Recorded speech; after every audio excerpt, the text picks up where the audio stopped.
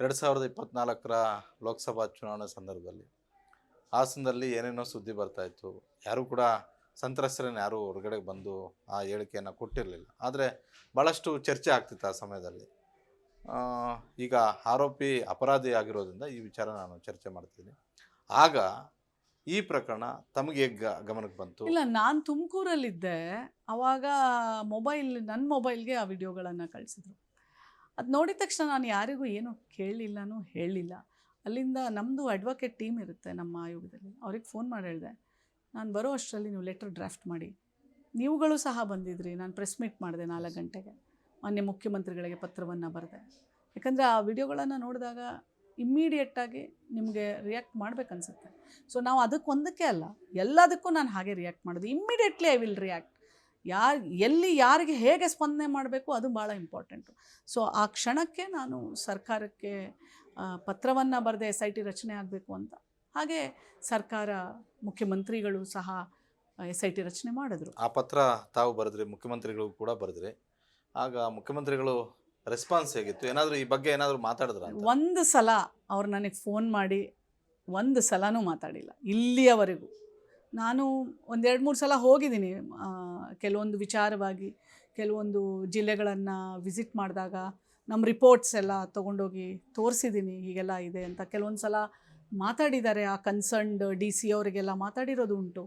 ಅದು ಬಿಟ್ಟರೆ ಯಾವತ್ತೂ ಯಾವುದೇ ಒಂದು ವಿಷಯಕ್ಕೆ, ಕೇಸ್ಗೆ ಸಂಬಂಧ ಯಾವತ್ತೂ ಕರೆ ಮಾಡಿಲ್ಲ ನನಗೆ. ಯಾಕಂದರೆ ಪ್ರಜ್ವಲ್ ಆಗ ಹಾಲಿ ಸಂಸದರಾಗಿದ್ದರು, ಜೊತೆಗೆ ಹಾಸನದ ಅಭ್ಯರ್ಥಿನೂ ಕೂಡ ಆಗಿದ್ರು. ಅದ್ರ ಜೊತೆಗೆ ದೊಡ್ಡ ಕುಟುಂಬದಿಂದ ಬಂದಂಥವರು.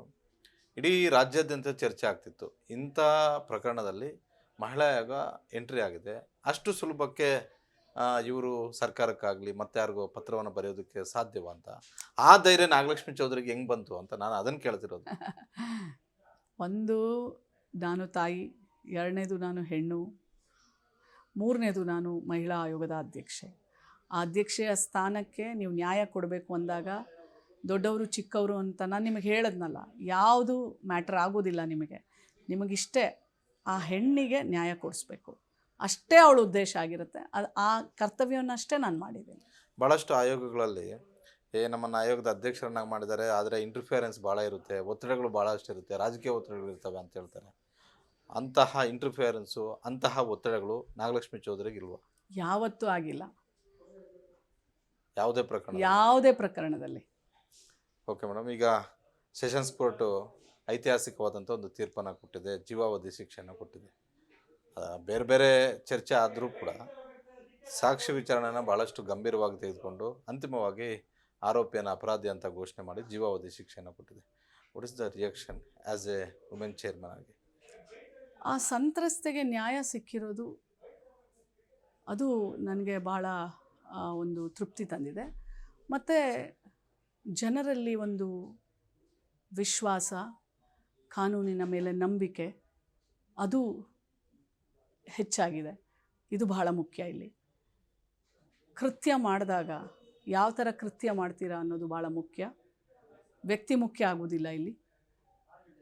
ನೀವು ದೊಡ್ಡವರಾಗಿದ್ರಿ, ಚಿಕ್ಕವರಾಗಿರಲಿ, ಶಿಕ್ಷೆ ಎಲ್ಲರಿಗೂ ಒಂದೇ, ಕಾನೂನು ಎಲ್ಲರಿಗೂ ಒಂದೇ.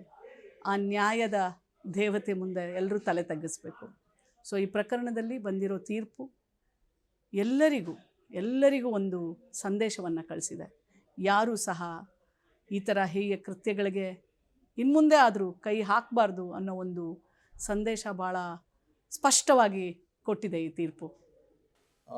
ಇದು ಒಂದು ಈ ಭಾರತ ದೇಶದ ಹೆಣ್ಣುತನಕ್ಕೆ ತಂದಿರುವಂಥ ಒಂದು ಜಯ ಅಂತ ಹೇಳೋಕ್ಕೆ ಇಷ್ಟಪಡ್ತೇನೆ.